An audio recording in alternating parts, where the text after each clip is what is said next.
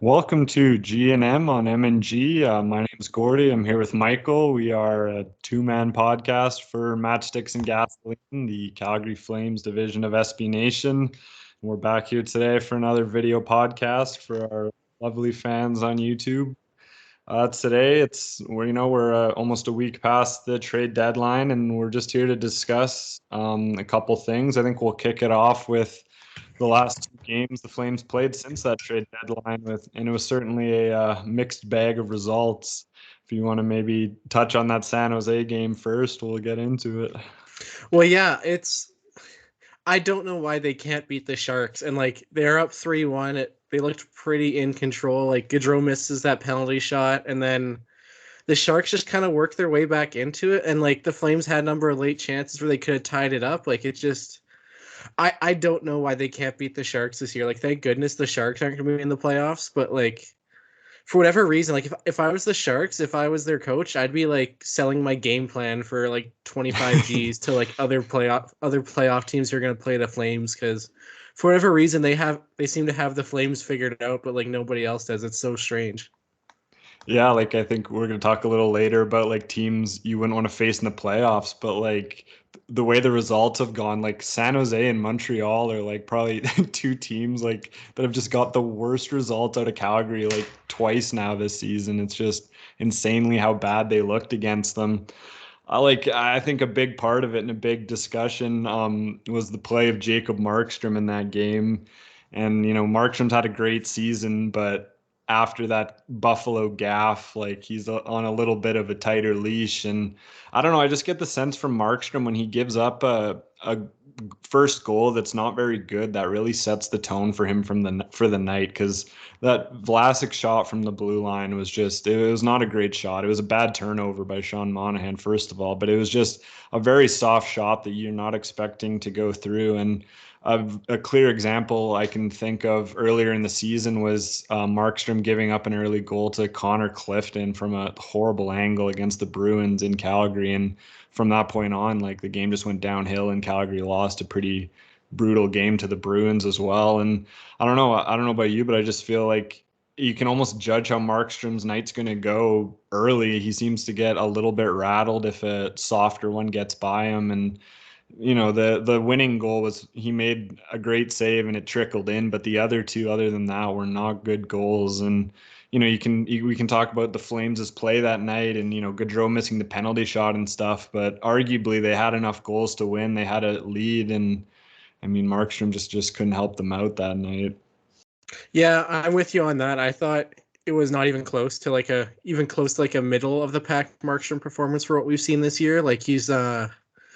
He's been good enough that I think he's earned a few of these games where you kind of let him off the hook a bit, but it always is a bit concerning coming down the stretch when your goalie's starting to kind of slow down a bit, although he was just the team ridiculous for that stretch of games, probably the previous 20 to 25. So I don't know. I think it's just going to be about managing his starts down the stretch. And as I say that, he started last night against Arizona. He's about to start tonight against Edmonton. So I hope they're smart and kind of managing the whole team, but especially him down the stretch. But it's kind of just like last year, where it seems like when he plays a lot of games, he starts to make the simpler mental mistakes that I mean, that Buffalo goal, as much as I want to kind of get mad about it, it's also it's one of those plays that I feel like it happens to every goalie at least once a season. It really stunk that it was an overtime, in a 1-0 game. But yeah, it definitely wasn't his best performance against the Sharks, but I don't know. I think it hasn't been quite to the point where you have to get worried yet about it or anything, but it's just when with Markstrom, when you see the little signs, sometimes especially from his time in Vancouver, he has a tendency to sometimes snowball. But at least last night against the Coyotes, it felt like he kind of settled in. He made those couple of nice early saves, and like you said, he is really a goalie that his start really seems to set the tone for his entire night. And he made a few nice early saves there when Arizona was actually controlling play early. And I don't know. We'll see how he does tonight against Edmonton. But did you have any other thoughts on last night's game? Yeah, I mean, Markstrom bounced back really well. I thought that first period was really ugly. It reminded me a lot of that Buffalo game, and Markstrom made some really nice saves to keep them in it. The two goals were, I mean, they're fine. That's a bad giveaway by Zadorov on the first one, and I mean, it's not a not a great look to give up two first career goals in the same game, but I didn't have a problem with either of them. I really liked how the Flames came out in the second period. Like goals aside, they looked like they were playing how they should play against Arizona. They came out, they were first on all the pucks. They capitalized on turnovers. Like they really took it to them in that second period. And I mean, I don't have a problem with Markstrom starting back to back tonight just because he didn't have a very, an overly hard night last night in Arizona. And given, a couple shaky performances in the last couple weeks, like you do want to make sure he can still get up for these big games. It's not all about giving him soft starts. I mean, he's going to face probably two of the best goal scorers in the league tonight, and we always know how fun that is. So I don't have a problem with it. Last night was a big bounce back for him, though. I was happy with him. Yeah, I thought he was solid. I thought he did what he needed to do to get the win. Like it was too bad it wasn't 4-1. Like if it really felt like kind of that late goal kind of sucks. It hurts his stats, but other than that, I thought it was a great night overall. I thought one thing that was really interesting about last night's game is once again they tried some fresh lines in the first period. Nothing really seemed to click, and then immediately went back to their top line in the second. And I think that line, I believe, scored all three goals of that period, even though one was on the power play. Like Mhm.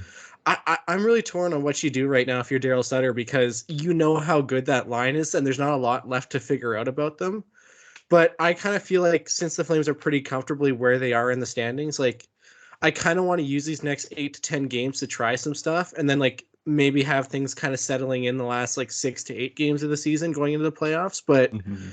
I don't know, when you have a line like that, it's kind of like when the Oilers just load up Draisaitl, McDavid on the same line. Like that line's going to create a ton, but you don't know what's going to happen with the rest of the team. Like I don't know, I still think it was probably the right call to make last night based on how they started, but I don't know. I'm torn on always going back to that top line, like because you know you're going to get a good performance out of them. But I still think it's not a bad idea to keep trying kind of these split lines. Like they've Mhm. had their moments, but I don't know. Where do you kind of stand on like whether or not they should kind of keep that top line together at least for like maybe the next like 5 or 10 games, or do you think they should try some stuff? Yeah, no, I'm with you for sure. Like just having kind of this super line at your disposal for whenever it comes up is certainly nice. And I mean, you can even argue that it's better than the Oilers situation because it's a trio. Like it's a group of three guys, are going to play so well together.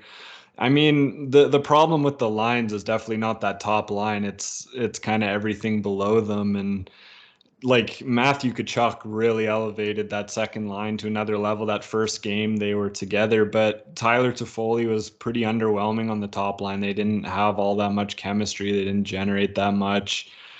It leads you to believe, or it makes you wonder how much of this team's success is due to like Tkachuk's kind of breakout. Like he is just a phenomenal puck driving forward at this point, and I mean, he's clearly a huge cog of that top line. Like Gaudreau's getting all the attention this year, but Matthew Tkachuk, like his talent is just so evident when you kind of split those guys up, and you can still see how he's capable of carrying the line almost by himself.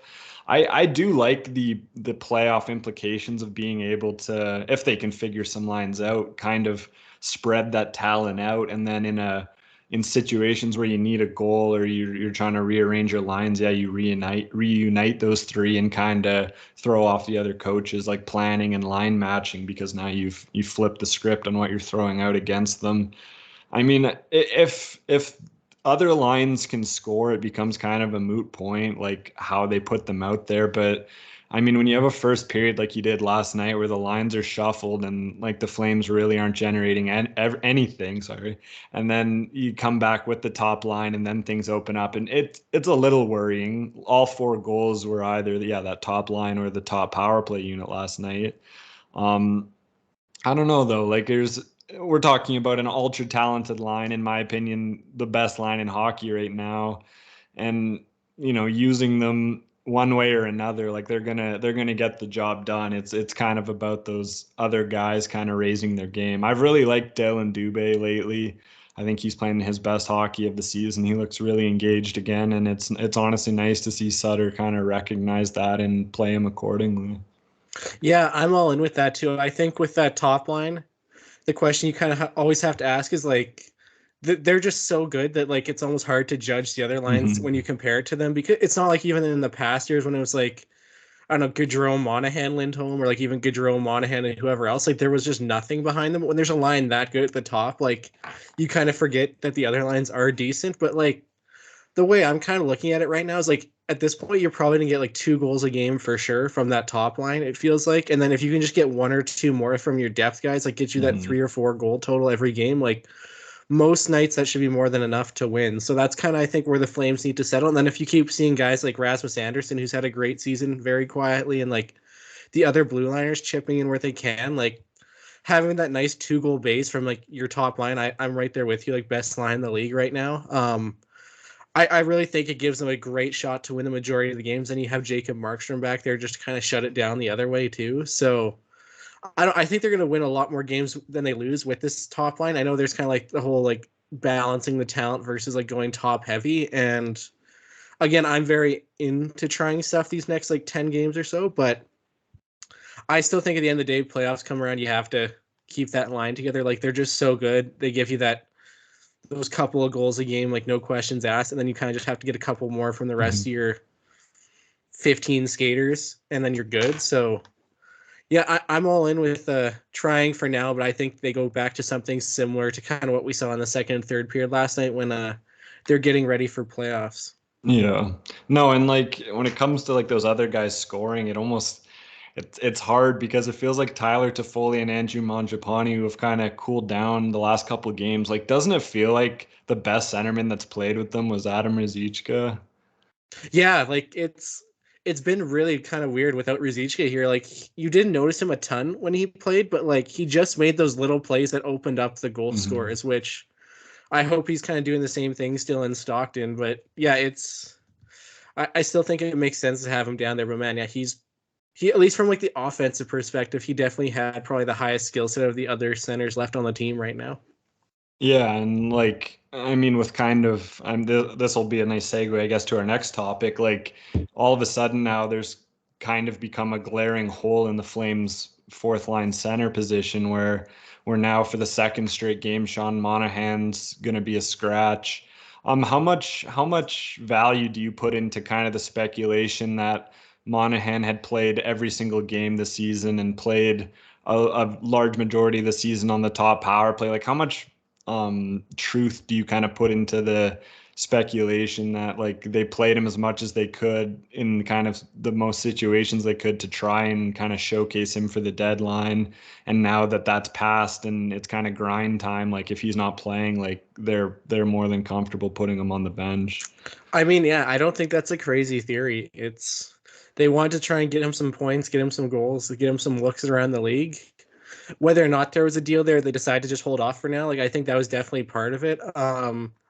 I think it's interesting that Sutter's kind of talking about how he kind of feels like he should have rested Monahan more earlier in the season as he was Mhm. coming back from the surgery instead of playing him every single night. And maybe there is some truth to that, but I think with Monahan, like it's just as far as he's played right, at least to this point, is that he's just not one of the best 12 forwards on the team anymore. And now we're Mhm. seeing with Ryan Carpenter coming in tonight. I think that hopefully maybe that can plug in that 4C hole. But yeah, I don't know. In one hand, like if Sean Monahan's your healthy scratch, like you have a pretty good roster, but at the same time, like you still would have thought they would be trying to find a way to fit him into the lineup if they really felt like he deserved to be there. And it's just right now he clearly doesn't deserve that spot. And I don't know, maybe they make a run or something. He'll probably find his way in. If there's an injury, I'd assume he's probably the 13th guy that gets in if like a skill guy gets hurt. Mhm. So I think he'll get back in. I think that could help his trade value, but at this point, I there's just nothing you need to win games now, and I just don't think he's giving them that. So maybe a few games off, maybe a week off, maybe more will give them a bit more time to kind of let him settle back into his style. Yeah, like you almost wonder, like with the added responsibilities and like needs you need to be an NHL centerman, like do you think there's ever going to be a possibility of him playing wing on kind of one of these lines, or maybe having a role that's not center ice? Because like I don't know what it is, but I mean I got to think that like Trevor Lewis is only still in the lineup over him because he shoots right, and I guess he's a dual position player. Because I don't know, like we say, he's not one of the best 12 forwards, but honestly, I'm still putting Monahan in over Lucic or Lewis, like especially Lewis last night. Like very, it's not hard to imagine that hit he throws last night turning into a 5-minute major, and Arizona potting one or two on those, and that's another, you know, skippable loss that the Flames get. Like I don't like that hit at all that he throws. I don't know why it's blindside and kind of a headshot. And other than that, like there was a play last night. I think Richie was coming down the boards with the puck, and Lewis is like alone in the middle of the ice, like potentially available for like a chip pass to the net, and like Richie just dumps the puck in, and it's just you can't like we talk about kind of the skill Sean Monahan's lost and stuff, but he's still got the hockey IQ and the wherewithal to make those plays. Like guys like Richie and Lewis and Lucic are coming into the lineup, and they're chipping pucks and they're skating around basically. Like you're right. Like if Sean Monahan's your healthy scratch, like you're in a pretty good position, arguably, with they have so much talent in the AHL as well. Like it's hard to imagine them bringing up somebody at this point, given they haven't. But I don't know. Like how are you feeling about kind of some of the guys in the lower end of the lineup? Well, yeah, I think you made a really good point with the AHL depth. Like the Flames are probably a team that are maybe like I would say like 16 or 17 NHL caliber forwards deep. Like they've got their couple of scratches, and you got guys like Pelche obviously on the higher end in Stockton, but even like more depth guys like a Glenn Godden, Adam Ruzicka, obviously like Matthew Phillips. Like they have a number of players that if they really run into injuries, I think they could bring them up, but with how Stockton's kind of playing and how Stockton looks like they might be as dangerous as any AHL team, like I feel like the Flames will probably try to avoid bringing up a guy just for the sake of it, outside of like maybe like a 1 or 2 game tryout. Like I think they have another trip to California this year, so maybe they bring someone up just to give them a couple games or give them a little treat for how well they've played this year.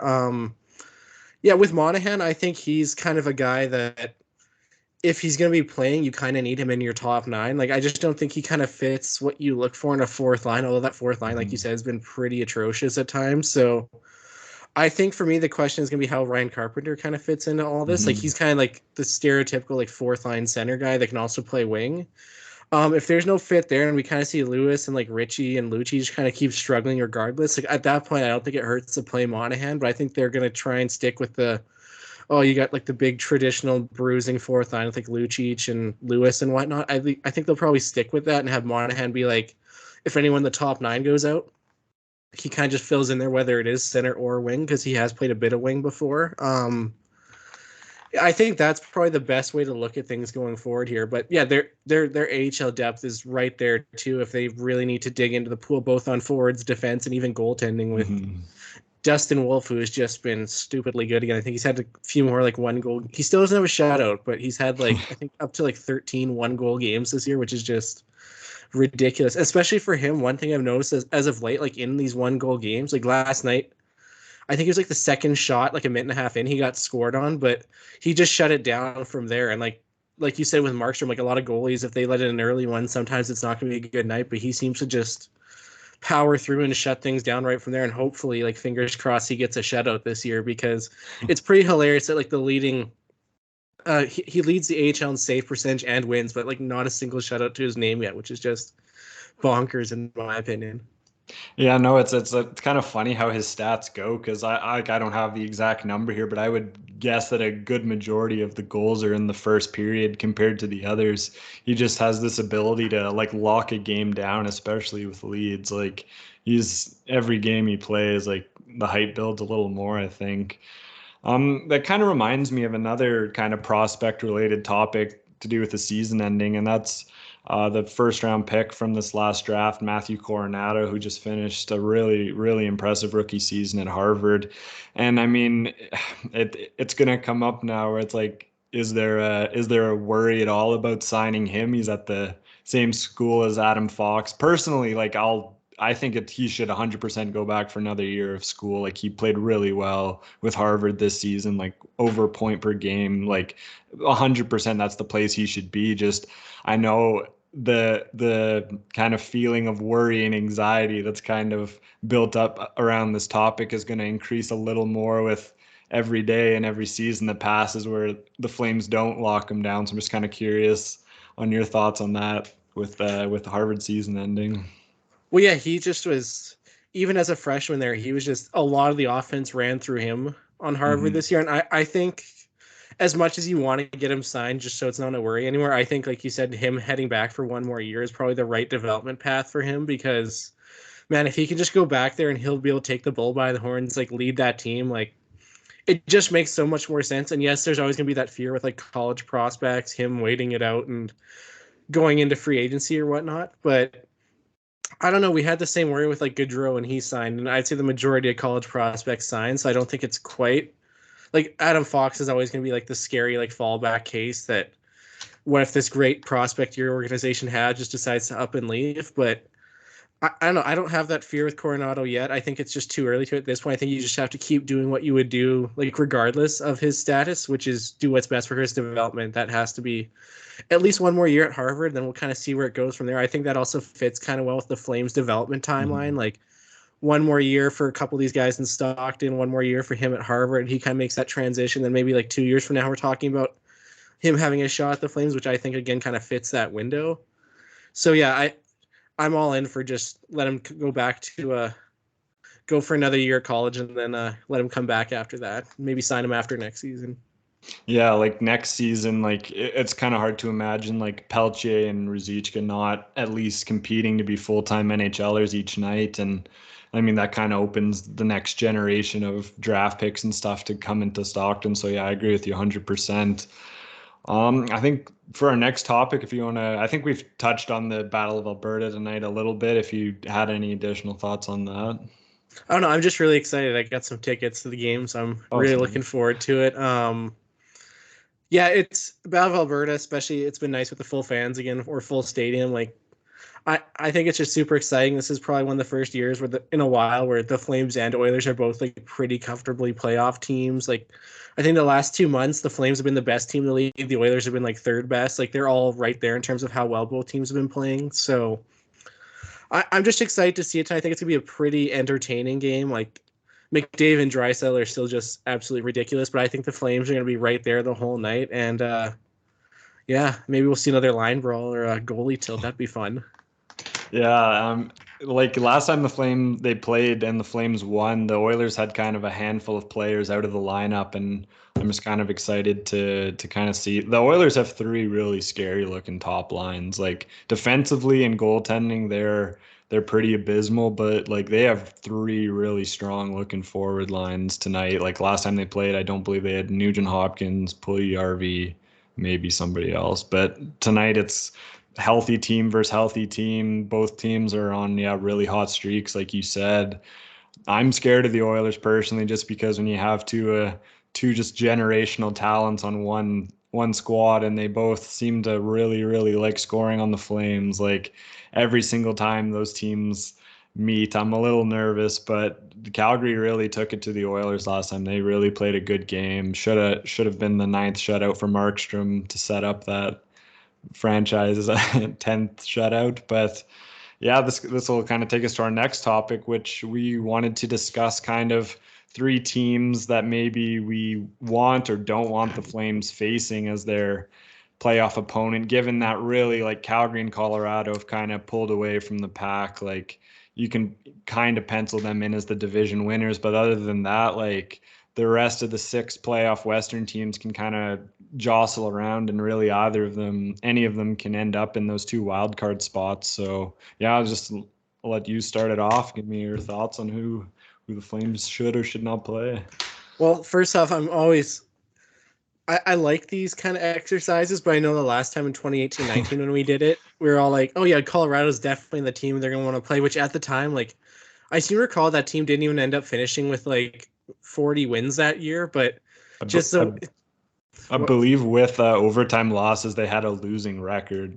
yeah, Like it I seem to was, recall they had like 39 wins tops. Like I know it was, I'm pretty sure it was under 40, and of course that seemed like the obvious candidate, and then they just threw in the equivalent of like a superstar and Kale McCarr straight out of college, who like no learning curve, no nothing, just jumps in and destroys the Flames for games 3 through 5. So I don't know. I'm a little bit hesitant on this, but like I'm kind of looking at the standings and like just for context for everyone, like I would say the kind of the teams we're weighing in this exercise would be like kind of like Minnesota, St. Louis, LA, Edmonton, Nashville, Dallas, like Vegas. Like those would be kind of like the seven I'm kind of weighing between to come up with these top Mhm. three.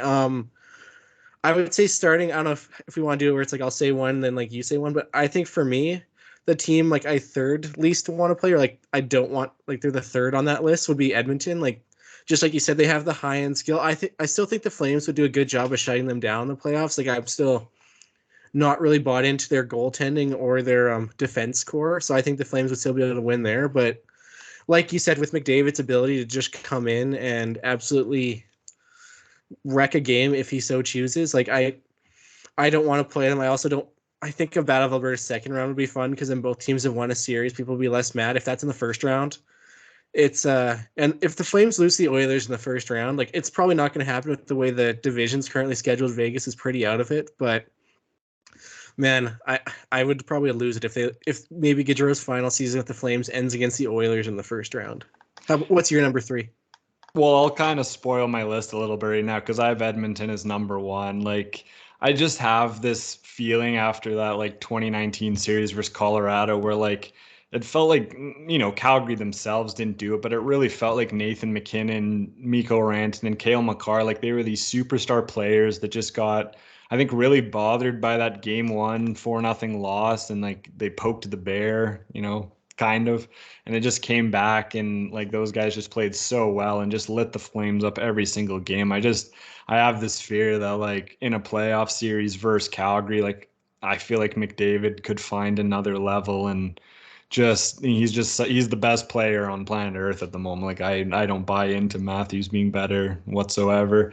And I just have this crippling fear of that high end talent they have just with the Flames track record. I'm with you though. Like if the Flames kind of keep this play up and don't turn into the playoff team we've seen them, like they have the depth and they have the back end strength to shut the Oilers down, but just as kind of a dread fear, like I feel like the Oilers might be too easy to look past a little bit, kind of like we did with Colorado when they have, top five players in the world on their team. It just petrifies me. Yeah, I think that makes a lot of sense. I'll jump into my number two. I don't want to play. For me, that's Nashville, who looks like it's probably going to be them at this point. They're sitting 78 points in 65 games.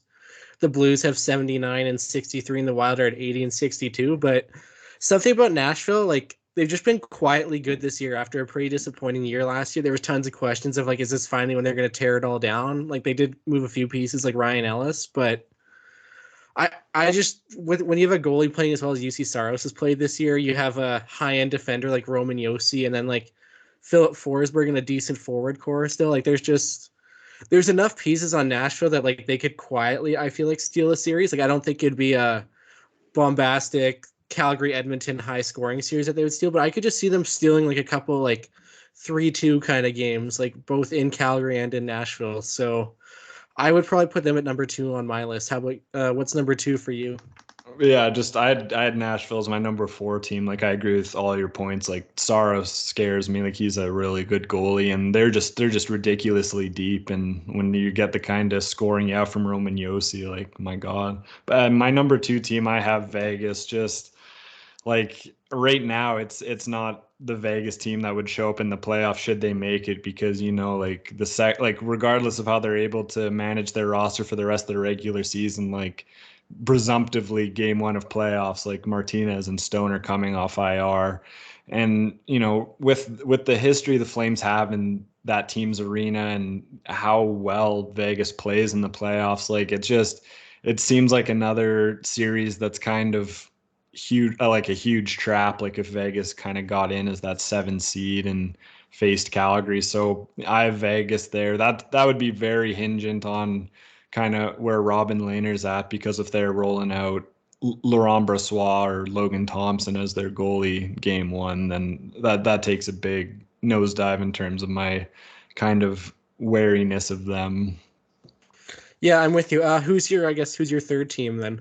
Yeah, my number three team, I have Dallas, just because of the playoff history those teams have. I feel like Calgary a little bit is a little bit of a mentally weak team sometimes. Like they kind of fall into the storylines and what we expect of them. Like I know it's not the same team, but we knew what the Honda curse was and how they played against the Ducks in years past. And both times they came up against them in the playoffs, like they rolled over and everything we expected to happen happened. So Dallas, I think, is a really deep team. Like they have kind of their older stars and Sagan, Ben, and Radulov, who, you never know how they would, elevate their game come playoffs, but they also have this really nice underlying crop of emerging talent and Rope Hintz and Jason Robertson and Miro Heiskanen if should he be back. So I have Dallas there. I think they also could have some really good goaltending, and they have a pretty good tandem in Holtby and Ottinger. So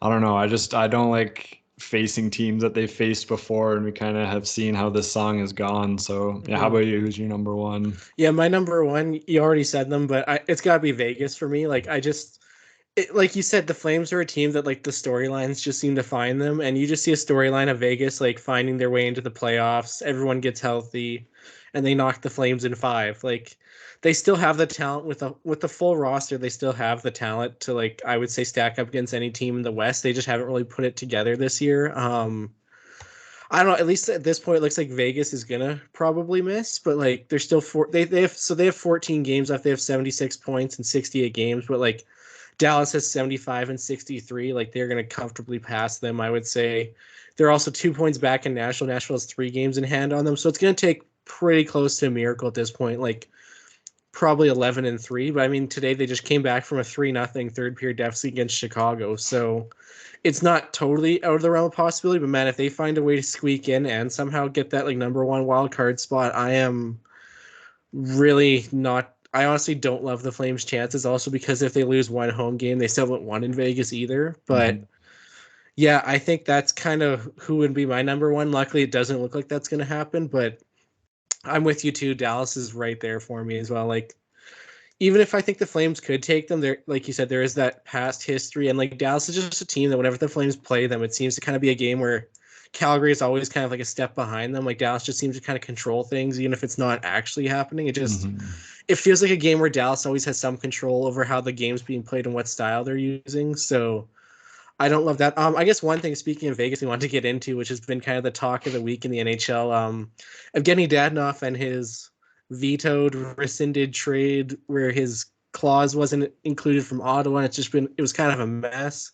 Also now has 5 points in 2 games, but if you want to kind of jump into your opinion on the overall, like what all happened there.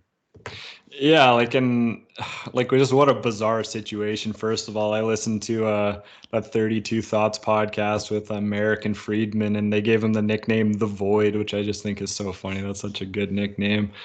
It's such a bizarre situation because you don't even know who to point the finger at necessarily because clearly Vegas didn't do their due diligence, but like the way like NHL Central Registry works, like that trade should have never even been announced or allowed to happen. With like the NHL also dropped the ball on knowing like who this goes to and stuff. I mean, above all of this, like how awesome is it for Dadonov to kind of come out now and put up, like you said, 5 points in 2 games. You got the overtime winner today. Like that's just got to, I can't even imagine the awkwardness and eggshells that when that guy shows back up to the arena and he, shakes hands with everybody again. Like it's just a bad situation. And to see him kind of excel given the circumstances, it's nice for him. He seems like a nice guy. Yeah, I'm happy for him that he's doing well. Although it does seem very Vegas that like this trade's gonna get canceled. He's gonna finish the year with like 25 points in 15 games and carry them into the playoffs or something with a trade that never happened. Like I don't know, that just seems very Vegas for me. But Yeah. man, like good for him for making it happen. But like you would think even at some point, like I know Vegas isn't very good at getting back to like agents and stuff when these deals are going down, but like you think at some point somebody should have been able to stop that trade before it hit like the public airwaves, like and then just for kind of the whole fallout from it, like it just it's one of those things that like is the NHL even a real league sometimes, like it kind of just it's weird Hmm. as you're kind of seeing all these other trades go down in other leagues, like some of them are pretty crazy too, but to see a trade like make it through all the steps, be announced, like both the teams are kind of in on it, and then like to see it kind of just fall apart in real time, I think I don't know, it's interesting, but it's also like don't you like, aren't there processes to prevent this kind of thing? So I don't know, as someone who likes kind of seeing how these things work out, like I thought it was interesting, but also like kind of a bad look for the league overall. Yeah, like those two guys also talked about kind of rules that have been created due to like one player or one situation. This just seems like something that's just going to change a very small thing in the NHL where they're clearly probably going to have a localized list of these no trades and stuff. It's always been kind of a mystery for hockey fans. Like, yeah, like do you submit a new list every year? Like, do the teams change? Do you have the option to change it? So it seems to be a process that needs to be kind of regulated a little better and just made a little more consistent. You're right though. Like it's such a Vegas thing. Like they're struggling without Stone, without Martinez, all these guys, and all of a sudden now they're gonna have a point per game Evgenii Dadonov to like help them down the stretch. So yeah, Hmm. not pretty unfortunate.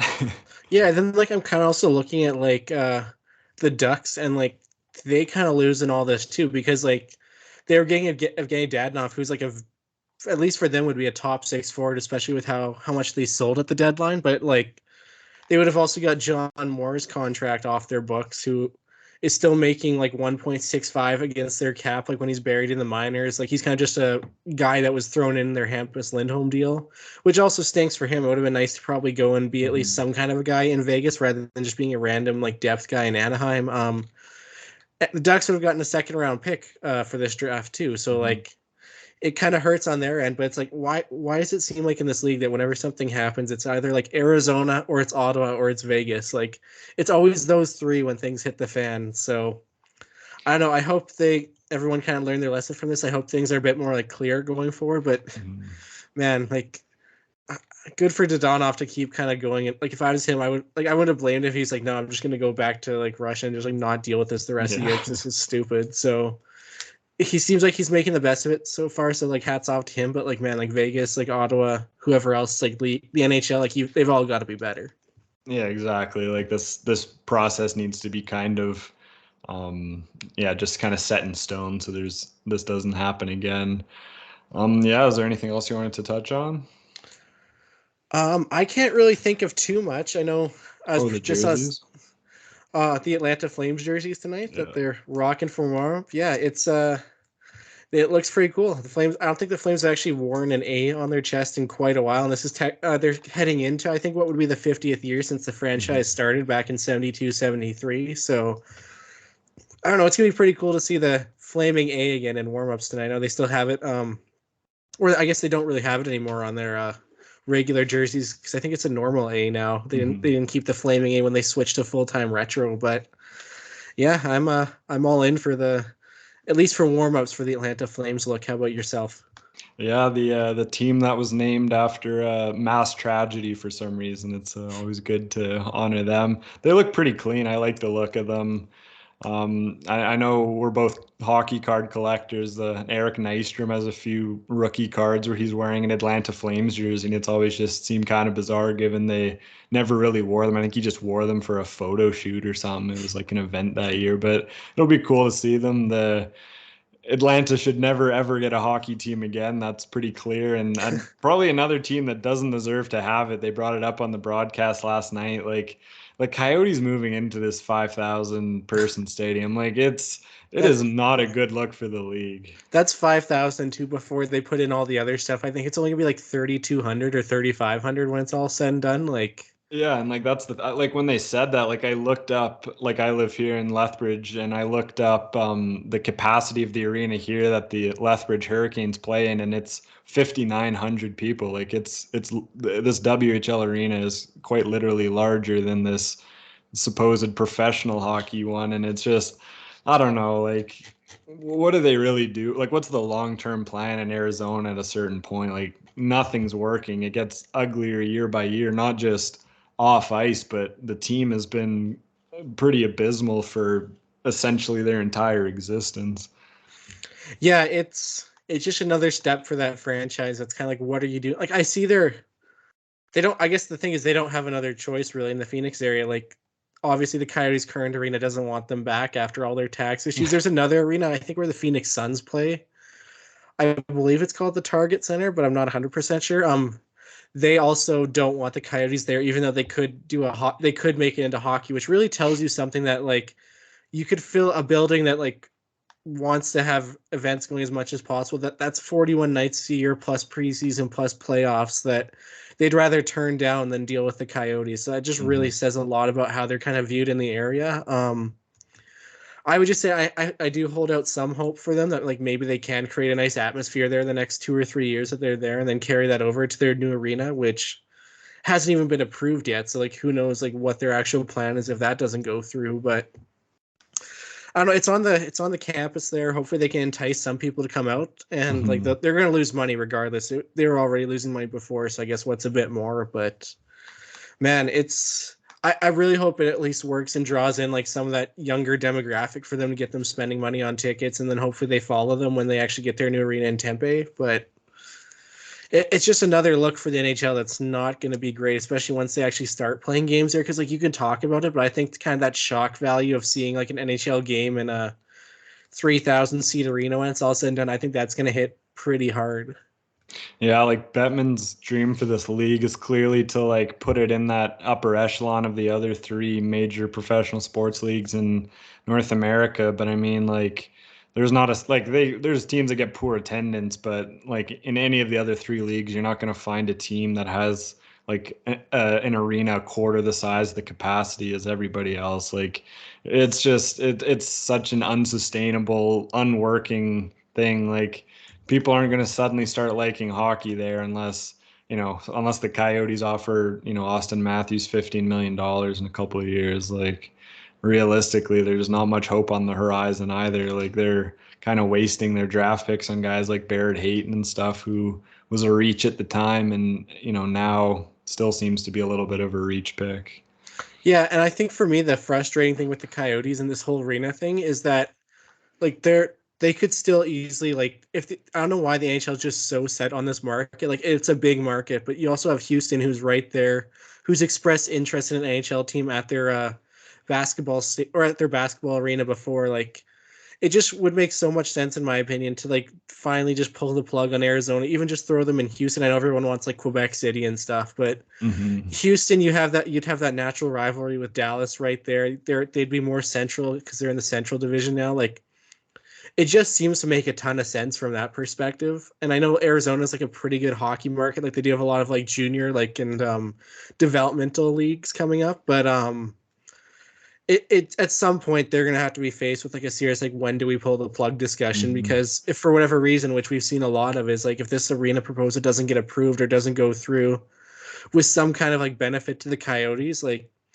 they don't really have a plan B anymore. Like they're probably on like plan F right now with like playing in this like college arena. So I don't know how they can, if this arena proposal either gets delayed or just takes its time going through or just doesn't go through. Like I think at that point you have to look at Houston, as much as it would be a black mark on Mr. Bettman's record, which I know he tries to avoid. But man, they better hope this works, because if it doesn't, like I guess at the end of the day you need the Coyotes to be good, but man, like they got to get something out of doing this, because otherwise they've just completely lost the entire market pretty much.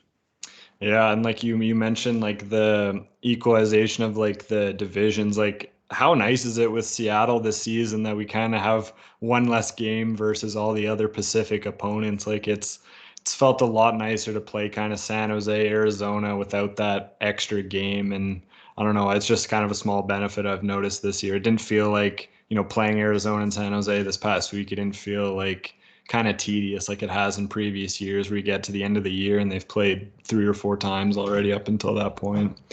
Yeah, So, I'm with you there too.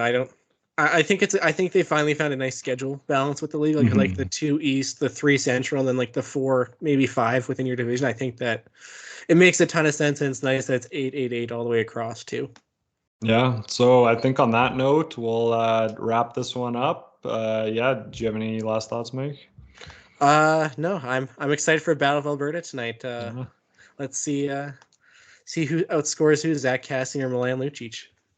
Yeah, so thanks for watching, listening. We have some other podcasts on pretty much everywhere podcasts can be found. We have the Tinderbox with kind of all of us. Mark and Michael have their Mark and Michael's Musings, which you guys can go check that out. We have all our game recaps and everything on matchsticks and gasoline.com. And other than that, thanks for watching, and we'll see you next time.